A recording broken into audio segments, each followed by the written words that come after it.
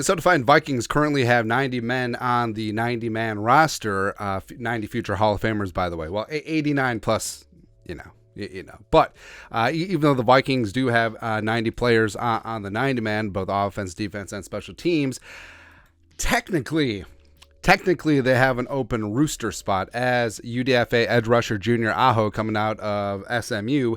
He's an International Pathway Program player, so IPPPPPP. So technically, he doesn't count to the 90-man roster, or the Vikings have the ability to have a 91-man roster, and if Aho plays well enough to make the practice squad, they can have a 17-man practice squad over the traditional 16. So technically, Kwesi has an open roster spot. So what is Kwesi going to cook up? He also has $19.2 million in cap space. So let's run through 5 options that the Vikings have for that extra roster spot. Even though, again, technically 90, but they can have up to 91 on the rooster. First up, extra offensive linemen. Now, the Vikings, as of right now, I have 14 offensive linemen under contract on the 90-man. Now, that is a little bit odd, as teams generally like to have 15 offensive linemen, 3 full units for the purpose of practices as well as training camp. Plus, Brian O'Neill going to be slow to get back, so it wouldn't shock me at all if they add a lineman at some point.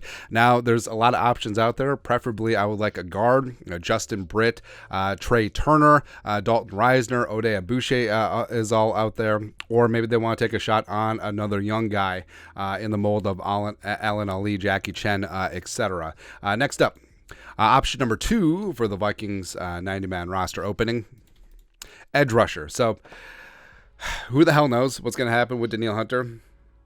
Starting to get worried as we are barreling towards the start of Vikings training camp, but it would make sense to add another body on the edge who can get after the quarterback. Unique the freaking Ngakwe is out there chilling. Dwayne Smoot, Trey Flowers, who has experience with Brian Flores, JPP in honor of 4th of July. I don't know. There's lots of options out there, but maybe the Vikings and Danielle will work something out, but I mean, having a 10th edge rusher on the roster could make some sense in this spot, especially a guy that has some upside potential, or a veteran that you can plug and play for a handful of snaps a game, and they can just go out and get theirs. Next up, option number 3 for the Vikings open roster spot, off-ball linebacker depth. So we've talked about how have high hopes for Brian Osma as well as Ivan Pace Jr., but I mean, the Vikings off-ball linebacker room is pretty thin at this point. You got the veteran Jordan Hicks. You got Troy Dye, who's a bit more of a special teamer. Kwenku, last year's UDFA, who made the roster.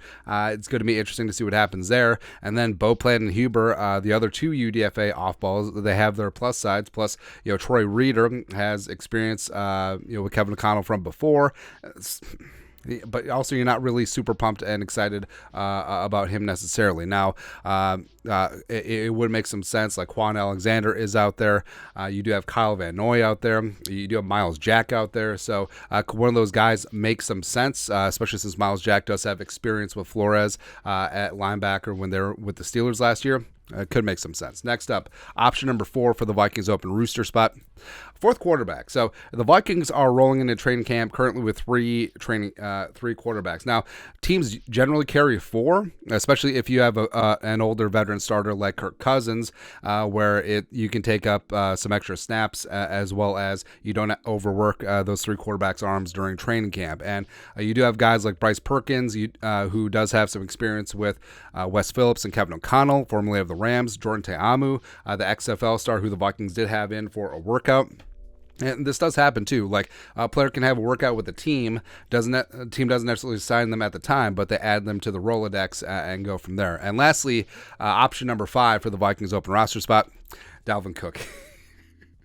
Now, I'm not saying, I'm just saying that all the reports of multiple offers out there and some teams being in an arms race for Dalvin Cook, but then also the media talking out the other side of their mouth saying that he's going to take his time. If there was a significant offer on the table, Dalvin would have signed it already. So that leads me to believe that they're getting lowball offers and something that he's not necessarily ready to take. And could it be a spot where If the money isn't there, does he come back on a smaller deal for the Vikings? Because Kevin O'Connell, Kwesi Adofo-Mensah, pretty much every single Viking currently on the roster has nothing but glowing things to say about Dalvin Cook. And if he is willing to accept a lower pay rate as well as a lower role, I mean, could that make sense back here with the Vikings, an offense that he knows from last year, in the wide zone scheme that he knows like the back of his hand that fits him perfectly? Stranger things have happened. I'm not going to rule it out, but I'm not going to rule it out. One of those spots.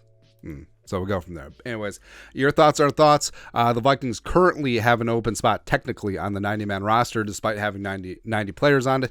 Let us know your thoughts and our thoughts in the comment section below. Subscribe for daily Vikings takes. Want to support the work? Put a little something in the Venmo. But till next time, Skull Production Value.